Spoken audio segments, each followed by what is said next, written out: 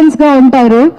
వాళ్ళు భూదాన్ బోర్డు వాళ్ళు వీళ్ళు చాలా నమ్మకమైన వాళ్ళు. ఖచ్చితంగా పేదలకే వీళ్ళు పంచుతారు అని నమ్మకంతో భూదాన్ బోర్డు వాళ్ళు ఇక్కడ యూసీసీ ఆర్ఎంఎల్ పార్టీ వాళ్ళకి ఈ స్థలాలన్నీ భూదాన్ పట్టాలు రాజేంద్ర ప్రసాద్ గారు స్వయాన భూదాన్ పట్టాలన్నీ కూడా వీళ్ళకి హ్యాండ్ ఓవర్ చేయడం జరిగింది. తక్షణమే వాళ్ళు ఎవరైతే రెంట్స్ కొంటున్నారో, ఎవరైతే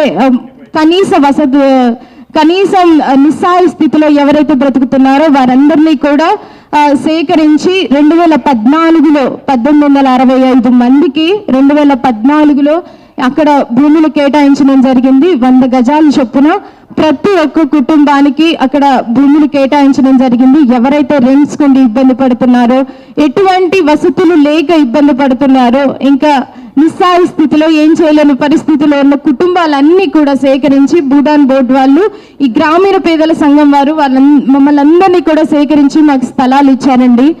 అక్కడ మేము 10 సంవత్సరాల నుంచి ఉంటున్నాము. అసలు ఒక్క ఫెసిలిటీ కూడా మాకు లేదు. Irresponsible government. అసలు ఒక వాటర్ లేదు, కరెంట్ లేదు, రోడ్స్ లేవు. అసలు మనిషి బ్రతకడానికి కావలసిన వనరులు ఏవి కూడా అక్కడ లేవు. మాకు అనిపించింది మాకు ఆదివాసీ కాలంలో జీవిస్తున్నామేమో అని. మాకు కష్టపడి ఆ 10 సంవత్సరాలు కూడా కష్టపడి మేము పోగేసుకున్న డబ్బులన్నీ కూడా ప్రతి ఒక్క రూపాయి కూడబెట్టి మేమందరము ఎన్నో ఇల్లంటే ఎవరికి ఇష్టం ఉండదండి. మన జీవితంలో ఒక మనిషికి ఉండే కళ ఇల్లంటే ప్రతి ఒక్క మనిషికి ఉండే లక్ష్యం. ఆ లక్ష్యాన్ని సాధించడానికి వాడి జీవితం అంతా కష్టపడుతూనే ఉంటాడు. మేము అదే విధంగా కష్టపడి మా ఇల్లులే మా సర్వస్వం అనుకొని మేము రూప కూడేసుకొని 10 సంవత్సరాలు కష్టపడి మా ఇల్లులు కట్టుకున్నాం సార్.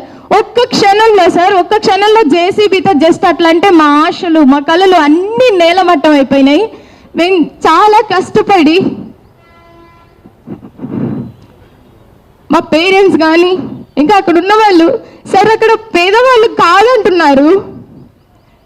ఎటువంటి వసతులు లేకుండా పేదవాళ్ళు నివసిస్తారా సార్ అక్కడ? మీరు అందరూ అక్కడ బలిసిన వాళ్ళు ఉన్నారు, ఇంకా కోటీశ్వర్లు ఉన్నారు అంటున్నారు. 10 సంవత్సరాల నుంచి ఎవడైనా లక్షాధికారి 10 సంవత్సరాల నుంచి ఎవడైనా ఎటువంటి ఫెసిలిటీస్ లేకుండా ఎవడైనా బ్రతకగలుగుతాడా? వాడికి ఎంత కష్టం ఉంటే అక్కడ మేము ఉండాలి, మాకు ఎటువంటి పరిస్థితిలో మేము అక్కడ ఉండాలి? లక్షాధికారులు ఎవరైనా బ్రతకగలుగుతారా సార్ ఎటువంటి ఫెసిలిటీస్ లేకుండా? అక్కడ ఉన్న వాళ్ళందరూ బలిసిన వాళ్ళు, అక్కడ ఉన్న వాళ్ళందరూ డబ్బులు కొనుక్కున్నారు. ఇటువంటి రూమర్సే సార్. మేము సిస్టమాటిక్ మేనర్లో వెళ్తున్నాం సార్. మీరు రండి, సిస్టమాటిక్ మేనర్లో వెళ్దాం. ఉన్నాయి కదా, కోర్టులు ఉన్నాయి, మీరు వెయ్యండి, మీరు లాయర్ను పెట్టుకోండి, వాదించండి. మీరు ప్రమాణ స్వీకారం, మీరు పదవి చేపట్టేటప్పుడు ప్రమాణ స్వీకారం చేసేటప్పుడు అనుంటారు కదా, will definitely respect constitutional provisions and policies rights అని మీరు ఖచ్చితంగా ప్రమాణ స్వీకారం చేసి ఉంటారు కదా. మీరు ఎక్కడ ఫాలో అవుతున్నారు? మేము ఫాలో అవుతున్నాం సార్. ఖచ్చితంగా మాకు దేశభక్తి ఉంది, గౌరవం ఉంది. మేము ఖచ్చితంగా కాన్స్టిట్యూషనల్ రైట్స్ ఫాలో అవుతాము, రూల్స్ ప్రకారం వెళ్తున్నాం. మీరు రండి సార్, రూల్స్ ప్రకారం వెళ్దాము. మేము హైకోర్టు నుంచి ఆర్డర్స్ తెచ్చుకున్నాము సార్. మాకు అక్కడ పాజిటివ్గా 5-6 ఆర్డర్స్ వచ్చాయి. దాంట్లో ఒక ఆర్డర్ ఏంటంటే అక్కడ నివసిస్తున్న ప్రజలకి తక్షణమే వాటర్, కరెంటు, రోడ్స్, అక్కడ నివసిస్తున్న 1000 కుటుంబాల వరకు తక్షణమే వాళ్ళకి ఏదైతే అవసరాలు ఉన్నాయో వారి అవసరతలన్నీ తీర్చి వాళ్ళకి అన్ని ఫెసిలిటీస్ ప్రొవైడ్ చేయమని హైకోర్టు నుంచి, సుప్రీంకోర్టు నుంచి ఆర్డర్స్ వచ్చాయి. అవి పట్టించుకోలేదు. నాట్ ఎంటర్డ్ ఆర్డర్ వచ్చింది. గవర్నమెంట్ వాళ్ళు రాకూడదు, ఏది చేయకూడదు, ఎవరికి ఎంటర్ లేదు, నాట్ ఎంట్రీ అనే ఆర్డర్ కూడా వచ్చింది. అది పట్టించుకోలేదు. స్టేటస్కో అంటే ఇల్లు వేయకూడదు, తీయకూడదు. దాన్ని గౌరవించి మేము ఇల్లు వేయలేదు, ఇల్లు తీయలేదు. వాళ్ళు వచ్చి అక్రమంగా సార్ 4000 మంది ఫోర్స్ తో రావడానికి ఎవరు సార్? మేము పాకిస్తాన్ నుండి వచ్చామా? మీకు ఎట్లా కనిపిస్తున్నామో మాకు అర్థం కావట్లేదు. మేము శత్రువులా కనిపిస్తున్నామా సార్ మీకు? కూలి చేసుకొని బ్రతికే ప్రజల మీద 4000 మంది ఫోర్సు, మున్సిపాలిటీ వాళ్ళేంటి, ఇంకా ఆర్మీ వాళ్ళు, పోలీస్ శాఖ వాళ్ళు, ఇంకా వీళ్ళు రెవెన్యూ వాళ్ళు, ఎంఆర్ఓలు, విఆర్ఓలు ఏంటి సార్? ఒక సీక్రెట్ ప్లాన్ పెట్టుకొని వచ్చారు సార్. ఎవరి మీద ఈ సీక్రెట్ ప్లాన్? ఎవరి మీద సార్? పేద ప్రజల మీద ఈ సీక్రెట్ ప్లాన్ ఎవరి మీద? ఈ సీక్రెట్ ఆపరేషన్ ఎవరి మీద నడిపిస్తున్నారు సార్? మా మీద. అవసరమా సార్? దానికి రండి సార్, ఆర్డర్స్ ప్రకారం వెళ్దాం అంటే రారు. మాకు అవినీతే కావాలి, అన్యాయపరంగా వెళ్తాం, దోచుకుంటామంటే కుదరదు సార్. మీరు అనుకుంటారు ఏది మేము అధికారంలో ఉన్నా ఏది చేస్తే అది నడిచిద్ది అని మీరు అనుకుంటున్నారు, కానీ అక్కడ పెట్టాలన్నా మేమే, దింపాలన్నా మేమే అని చాలా సార్లు మీకు చెప్పడం జరిగింది. అండ్ మీరు రూల్స్ ప్రకారం వెళ్దామంటే రారు. మీరు మొత్తం దౌర్జన్యం చేసి 4000 మంది పోలీసులతో బజార్కి అక్కడ ఒక 10 బజార్ల వరకు ఉన్నాయి, బజార్కి 200 మంది చొప్పున, అంటే ఒక కుటుంబానికి 10 మంది ఆఫీసర్లు చొప్పున వచ్చారు సార్. పేద ప్రజలు ఏం చేస్తారు? జస్ట్ మా సంరక్షణ కొరకై ఒక్కొక్క కర్ర పట్టుకున్నాము. మాకు రెస్పెక్ట్ ఉంది సార్. యూనిఫామ్స్ వేసుకున్న వారిని ఏ విధంగా గౌరవించాలి, ఒక స్థాయిలో ఉన్న వారిని ఏ విధంగా గౌరవించాలని మాకు నా తల్లిదండ్రులు చదువుకోపోయినా ఏ విధంగా రెస్పెక్ట్ చేయాలో అన్నది మాకు ఒక ఐడియా ఉంది. మేము బ్రతుకుతున్నాం, మాకు విలువలు తెలుసు. మేము గౌరవించి, మీరు మనుషులే మేము మనుషులే, మేము తిరగబట్టడానికి ఒక క్షణం మాకు కూడా పట్టదు. మేము తిరగబడితే అది వేరేలా ఉంటది, మేము తిరగబట్టడానికి ఒక క్షణం కూడా పట్టదు సార్. మేము మీకు గౌరవం ఇచ్చి, మేము కర్రలు మేము దాడి చేయొచ్చు, మీరు మనుషులే, కానీ మీకున్న ఒక యూనిఫామ్ ని గౌరవించి మేము ఇప్పటి వరకు మేము చేతులు చేసుకోవడం కానీ, ఇంకా మీ మీద తిరుగుబాటు చేయడం కానీ, ఎటువంటి మేము పబ్లిక్ ప్రాపర్టీ డ్యామేజ్ కూడా చేయొచ్చు, అన్నిటికీ తెగించే ఉన్నాం సార్. మేము పోరాటం, ఇది తెలంగాణ నేల, పోరాటానికి మారు పేరు, ఆ రక్తం మాలోనే ఉంది సార్. పోరాటం పర్టికులర్ గా మేమేం కూర్చొని నేర్చుకోనక్కర్లేదు పోరాటానికి.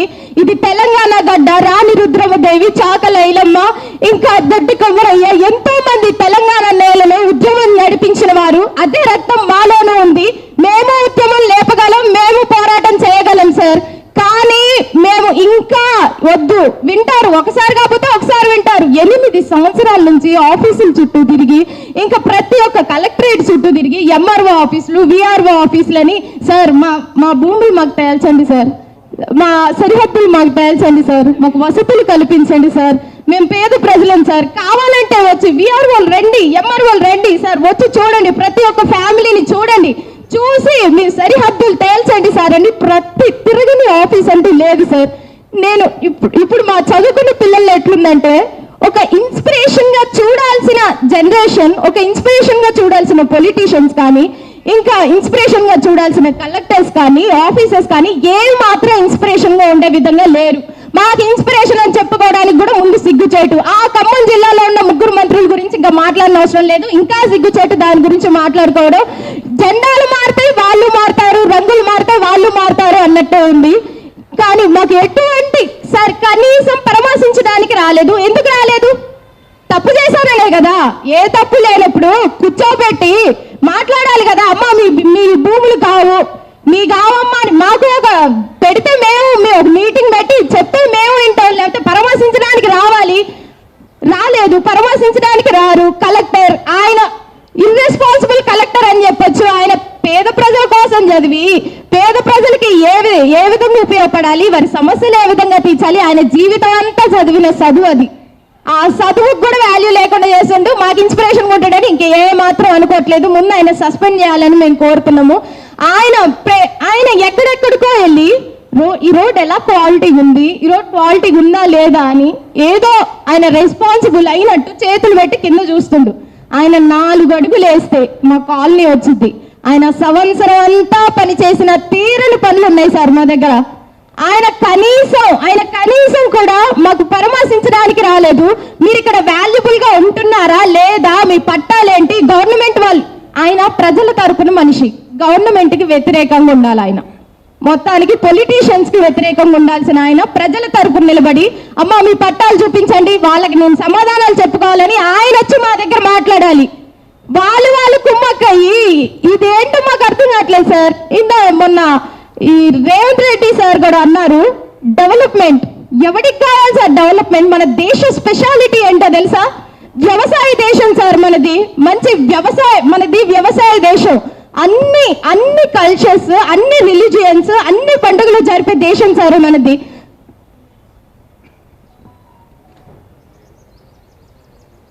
ఓకే,